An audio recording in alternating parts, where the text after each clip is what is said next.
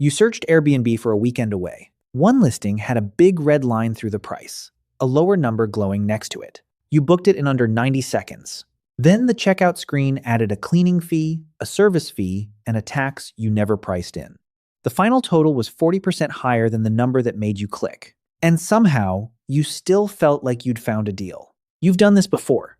Different trip, different app, same red line through a different price. Every single time, the total climbed once you got to checkout. Every single time, it still felt like a win. That is not a coincidence. That is a booking page built on the exact blueprint of a casino floor.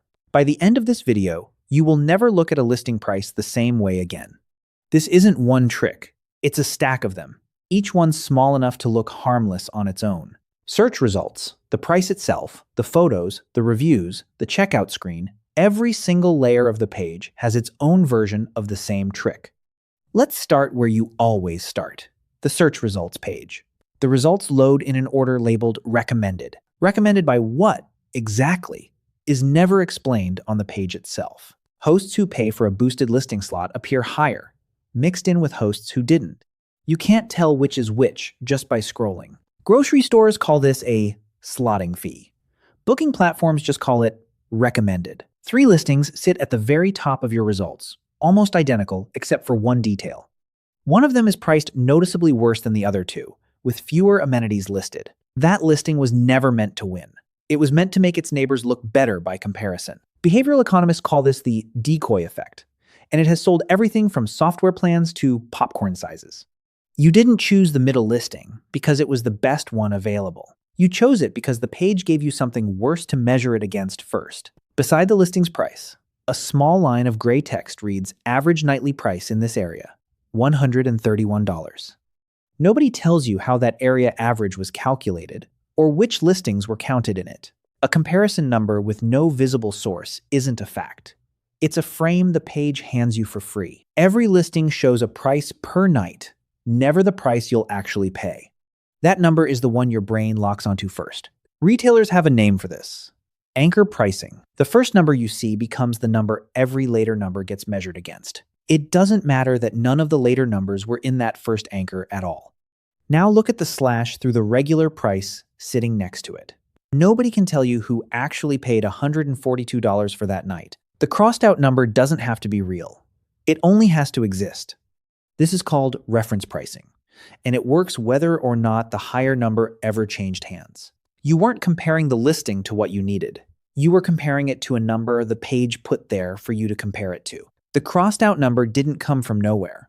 Somewhere, a host typed it into a field labeled before. The pricing dashboard hosts use nudges them gently and repeatedly to set that before price higher than they actually plan to charge. A host who follows the suggestion sees more bookings. A host who doesn't sees fewer. The platform never tells a host to lie. It just quietly rewards the ones who inflate the number more. From inside the host dashboard, the crossed out price isn't deception. It's just what the tool recommends. From your side of the screen, that recommendation arrives as a red line through a number, and it works exactly the same either way. Scroll down, and a small banner appears under the photos. Rare find. This place is usually booked. Another listing says 12 people are looking at it right now. Nobody can verify that number. Nobody is supposed to be able to. Manufactured scarcity is not new. It just moved from casino floors onto your screen. A slot machine tells you it's close to paying out. A booking page tells you it's close to selling out. Both messages exist to shorten the amount of time you spend thinking. You told yourself you'd compare a few more listings first. But the countdown banner made a few more listings feel like a risk instead of a plan. That is not indecision. That is the scarcity banner doing exactly what it was built to do. The people who designed this checkout flow study the exact same research casinos and airlines commissioned decades earlier. They know how many seconds it takes the average visitor to decide once urgency is added to a page. Every second removed from your decision is a second you don't spend comparing. You feel like you're moving fast because you found a good deal. From inside the platform, you are a visitor whose hesitation window has been successfully shortened. Now look at the exact number on that nightly rate. $98, not $100. $2 below a round number changes almost nothing about the cost. It changes a great deal about which digit your brain reads first. This is called charm pricing, and it has worked on shelves for over a century. 98 reads like in the 90s. 100 reads like three figures. Your brain did that math before you consciously decided to do any math at all. Open the photos, and the first image is always the brightest room in the listing. The narrow galley kitchen and the bathroom with no window sit fourth and fifth in line, if they appear at all. Nothing about that order is illegal. Hosts choose their own photo sequence. But the order is never random, and it is never the room you'll actually spend the most time in. Wide-angle lenses and warm lighting are standard advice in every hosting guide. This is aspirational staging, the same technique cosmetics counters use under brighter bulbs than the rest of the store. For a few seconds, the listing isn't selling you a room. It's selling you a version of your weekend. You scroll past a Superhost badge without reading what it actually requires. Most guests can't say what the badge measures. They just know it glows. A badge you don't understand still works, because trust doesn't require comprehension. Below the badge, a line reads, "Usually responds within an hour."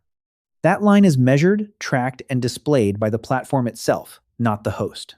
It reassures you before you've asked a single question about a person you've never spoken to. 412 reviews sit beneath the listing. Average score, 4.9. Nobody reads 412 reviews. The number itself is the message. Social proof at that scale isn't information. It's permission to stop deciding. A small ribbon in the corner of the photo reads "Guest Favorite." The badge is generated by an algorithm, scoring ratings, reviews, and reliability, folded into a single label. You don't see the algorithm. You see a ribbon, and a ribbon reads like a decision already made for you. Underneath the badge sits a message box with 3 suggested questions already typed out. Clicking a suggested question takes one tap. Writing your own takes a decision about what actually worries you. Most guests tap the suggestion, not because it's the better question, but because it's already there. Above the book button, a small orange label reads Instant Book. The listing next to it says Request to Book, with no badge at all. One path takes one click. The other asks you to wait for a stranger's approval. Friction pushes you toward whichever option removes friction first. You picked the instant listing.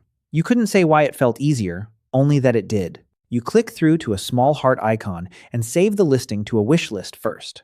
Saving something you don't own yet makes it feel a little more like something you already do. Psychologists call that pull, the endowment effect. You value things more once you feel some claim on them. A single click, and a listing you found 4 minutes ago already feels a little bit like yours. Scroll to the cancellation policy, and 2 options sit side by side. Flexible is framed in calm, neutral text.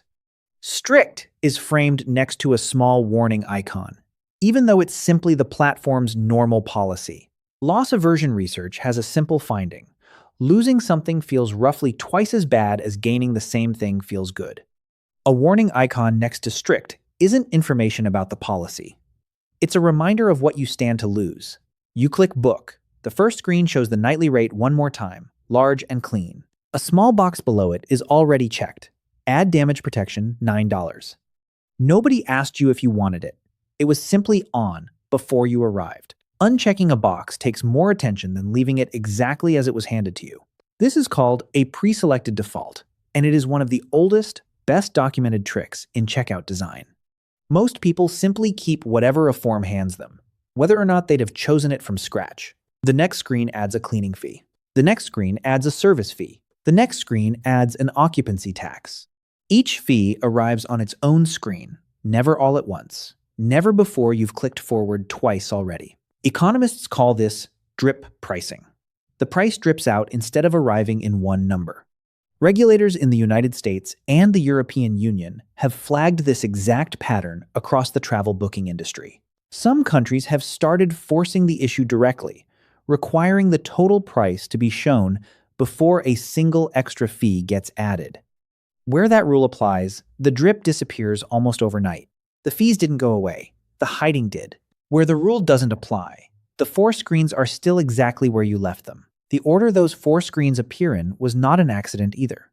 A growth team tests dozens of fee orderings against each other before one becomes the default for everyone. The version that wins isn't the most honest one. It's the one fewest people abandon halfway through. You experience that winning version as just how booking sites work. From inside the growth team, you are one data point in a test that ended months before you ever searched for a weekend away. The pattern works because of a habit called commitment and consistency. Once you've clicked forward twice, backing out feels like undoing a decision instead of just closing a tab. Each extra fee only has to clear one bar. Is it worth losing what you've already decided? That bar gets lower every screen you've already clicked through. From inside the checkout flow, you were never comparing $98 to $238. You were comparing $45 to the 3 screens you'd already agreed to. The final total lands on the confirmation page in the smallest font of the entire flow. By then, the number isn't a decision, it's a receipt. The confirmation page loads one more section before you can close the tab. Guests also booked. You've already paid. There is nothing left to compare anything to. The row exists anyway, because a small percentage of people click it, and a small percentage of a very large number is still a number. In late 2022, after years of public criticism over hidden fees, the platform added an option to show the total price up front. The option exists. It is not the default. You have to go looking for the version of the page that tells you the truth first. Almost nobody goes looking. Walk back through what actually happened on that one weekend booking. The crossed-out price you saw first came out of a dashboard built to reward hosts for inflating it. The guest favorite ribbon compressed an algorithm into a single word your eyes trusted on sight. The suggested questions saved you the one moment where you might have asked something the listing couldn't answer. The recommended sort order was never purely about which listing suited you best. The decoy listing at the top made its stronger neighbors look better just by standing next to them. The area average comparison gave you a number to feel good against, with no source behind it. The instant book badge nudged you down the path with less friction, not the path with the better host. The wishlist heart made the listing feel like yours before you'd paid a single dollar for it. The cancellation policy used a warning icon to make an ordinary rule feel like a threat. The crossed-out price anchored your sense of what a deal even was. The scarcity banner shortened how long you were willing to think about it. Charm pricing shaved $2 off a number just to move a digit. The photo order sold you the brightest room first and the real bathroom last. Aspirational staging sold you a weekend before it sold you a room. Social proof gave you permission to stop comparing. A pre-checked box added $9. Nobody asked you about out loud. Drip pricing spread the real cost across 4 screens you'd already committed to. And the total price toggle that could have shown you everything up front stayed exactly where almost nobody finds it. Every one of them was small enough, on its own, to defend in a single sentence. A drop-down label, a rounded number, a pre-checked box. Stacked together, on one screen, in the right order, they add up to something none of them would admit to being on their own. A machine built to move a number without you noticing it moved. None of these mechanisms were invented for a booking platform. The department store invented the crossed-out price. The casino invented the countdown. The slot machine invented the near-miss feeling of almost losing a deal. A booking app put all 3 inside a single checkout flow, 4 screens long. The blueprint is identical everywhere you've seen it in this channel. The package just keeps changing. None of the individual pieces are even hard to explain, once you see them named side by side like this. What's hard is noticing them in the 11 seconds it actually takes to book a room. The whole system is built to be understood in hindsight and felt in the moment, and those are 2 very different speeds. Here is the part worth sitting with. None of this is illegal. None of it is even hidden, technically. It's just never named, because the entire system works better when you experience it as a deal instead of a design. You knew, somewhere, that booking sites wanted you to book. What you didn't know was how many separate decisions had to line up to turn a $140 difference into a feeling instead of a number. That precision is not a flaw in you. That is simply how well the design works. It will still work on you sometimes. That's not a failure of this video. That's how good the design actually is. The difference now is that you'll notice it working, even in the moment you're clicking. And the next time you see a price with a red line through it and feel your shoulders relax, some clear part of your brain is going to whisper, "I see what you're doing." We take them apart one by one. So if you'd rather see the system than be moved by it, you already know what to do.